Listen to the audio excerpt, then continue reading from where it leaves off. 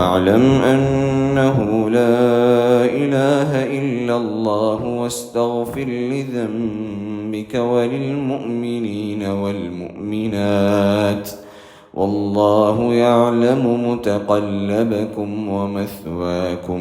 الحمد للہ والصلاة والسلام علی رسول اللہ. اعوذ باللہ من الشیطان الرجیم. فذرنی ومن یکذب بهذا الحدیث سنستدرجهم من حیث لا يعلمون. آج ہماری تفسیر ہوگی سورہ قلم آیت نمبر 44 سے. یہاں اللہ تعالیٰ کہتے ہیں کہ اے محمد صلی اللہ علیہ وسلم، ایک کافر جو آپ کو ستاتے نا، فذرنی، اللہ نے کہا کہ نبی تم مجھ پر چھوڑ دو. جیسے کہ آج ہم بولتے نا میں دیکھ لیتا ہوں، میں دیکھ لیتا ہوں. اللہ نے فرمایا کہ اے محمد صلی اللہ علیہ وسلم، کافر کو میں دیکھ لیتا ہوں. اللہ تعالیٰ کہتے ہیں کہ اے محمد آپ ٹینشن مت لو، کافر کو اللہ تعالیٰ کہتے ہیں کہ میں دیکھ لوں گا. ہاں، اس کے بعد اللہ تعالیٰ کہتے ہیں کہ سنستدرجہم، ان قریب اللہ تعالیٰ کافر سے جو نا چھین لے گا جو نعمت اللہ نے دیا ہے، تھوڑا تھوڑا کر کے. من حیث لا یعلمون، جو وہ جانے گا نہیں، یعنی کہ نعمت تھوڑا تھوڑا کر کے اللہ تعالیٰ پورے کافر کو اللہ تعالیٰ ان کی نعمت چھین لے گا. سنستدرج، تھوڑا تھوڑا کر، استدراج تھوڑا تھوڑا کر کے اللہ تعالیٰ ان کی نعمت کو اللہ تعالیٰ چھین لیں گے. یعنی کہ آیت 44 میں اللہ تعالیٰ کہتے ہیں کہ نبی جو لوگ بھی قرآن کو جھٹلاتے ہیں تم ان کو میرے اوپر چھوڑ دو، میں ان کو تھوڑا تھوڑا کر کے قریب جو نا ان کی جو نعمت ہے نا میں چھین لوں گا. اور وہ املی لہم، اللہ کافروں کو دیں گے، اللہ تعالیٰ ڈھیل دیں گے، اللہ تعالیٰ نعمتیں دیں گے، سب کچھ دیں گے. لیکن ان کیدی متین، جب اللہ کی پکڑ آئے گی نا تو بہت سخت ہو گیا تھا. آج کافر بڑے مزے میں ہیں، جب اللہ کی پکڑ آئے گی تو بہت سخت ہوگی. اللہ تعالیٰ ڈھیل دیتا ہے کافر کو دیتا ہے. جیسا کہ موسیٰ علیہ السلام فرعون کو دین کی دعوت دیتے ہیں. فرعون کے دین کی دعوت دینے کے بعد 40 سال تک اللہ نے فرعون کو مہلت دی تھی. 40 سال تک وہی اللہ نے کہا ہم ڈھیل دیتے ہیں کافروں کو، لیکن ان کیدی متین، جب اللہ کی پکڑ آئے گی نا تو کوئی کافر نہیں بچے گا. اس کے بعد اللہ نے کہا ام تسألہم اجرا فہم من مغرم مثقلون. جیسا کہ یہاں کافروں سے اللہ تعالیٰ کہتے ہیں کہ اصل آپ صلی اللہ علیہ وسلم سے ہے کہ جیسا کہ میں آپ سے پیسہ مانگتا ہوں، آپ کیا کریں گے؟ مجھ سے دور بھاگیں گے. میں جب بھی آپ ملے میں آپ سے پیسہ مانگتا ہوں، بھائی تھوڑا پیسہ دیو، تھوڑا پیسہ دیو. یعنی کہ یہاں اللہ تعالیٰ نبی سے کہتی ہے کہ محمد صلی اللہ علیہ وسلم کیا آپ کافر سے پیسہ مانگتے کیا؟ نہیں مانگتے. تو پھر بھی کافر نبی سے دور ہوتے ہیں، یعنی کہ آپ میرے سے دور ہوتی. کیوں؟ کیونکہ میں آپ سے پیسہ مانگتا ہوں. مثال کے طور پر وہی اللہ نے کہا کہ اے نبی کیا آپ کافر سے پیسہ مانگتے کیا؟ نہیں. تو پھر بھی کافر کیوں دور ہوتے ہیں؟ وہی اللہ تعالیٰ کہتے ہیں کہ اے کافر تم نبی سے کیوں دور ہوتے جبکہ نبی آپ سے پیسہ بھی نہیں مانگتے. وہ ٹینشن میں آپ نبی سے دور ہوتے ہیں.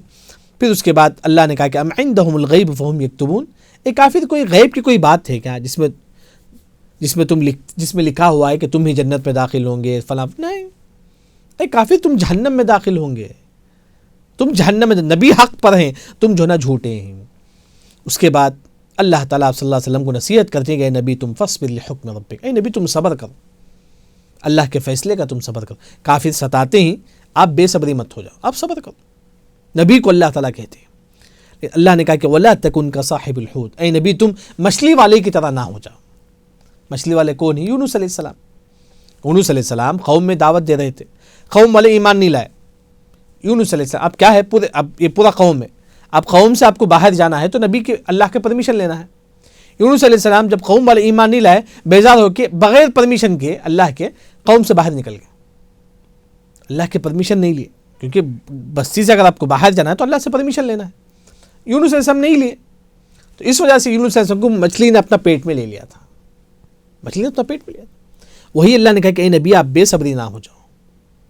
کس کی طرح نہ ہو جاؤ؟ آپ یونس علیہ السلام کی طرح آپ صبر کرو. یونس علیہ السلام صبر نہیں کرے، گاؤں سے باہر نکل گئے تو مچھلی نے ان کو اپنے پیٹ میں لے لیا. اے نبی تم مچھلی والوں کی طرح نہ ہو جاؤ. پھر اللہ نے یونس علیہ السلام کا واقعہ ذکر کرتی ہے کہ اذ نادى وهو مكظوم، جب یونس علیہ السلام پکارتے ہیں مچھلی کے پیٹ میں، سال میں کہ مکظوم، غم زدہ ہو کے پکارتے ہیں اللہ سے. کیا پکارتے ہیں؟ لا الہ الا انت سبحانک انی کنت من الظالمین. اے اللہ میں بہت زیادہ میں گنہگار ہوں. یعنی کہ اللہ سے اپنا اعتراف کرتے اپنی غلطی کا.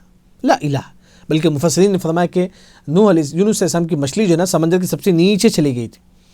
وہاں سمندر کے نیچے جو کنکر تھے وہ تسبیح بیان کر رہی تھی. یونس علیہ السلام نے کہا سمندر کے اندر جو چیز ہے وہ اللہ کی تسبیح بیان کر رہی تھی.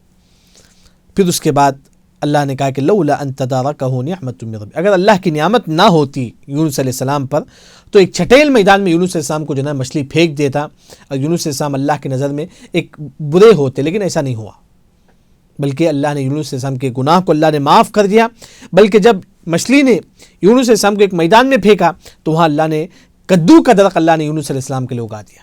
فَأَنبَتْنَا عَلَيْهِ شَجَرَةً مِّن یقطین، قرآن میں اللہ نے کہا یونس علیہ السلام کو جو نا اللہ کی نعمت یہ ہو گئی کہ اللہ جب مچھلی نے باہر پھینک دیا تو جو نا وہاں کدو کا درخت جو نا یونس علیہ السلام کے لیے جو نا وہاں اللہ نے اگا دیا.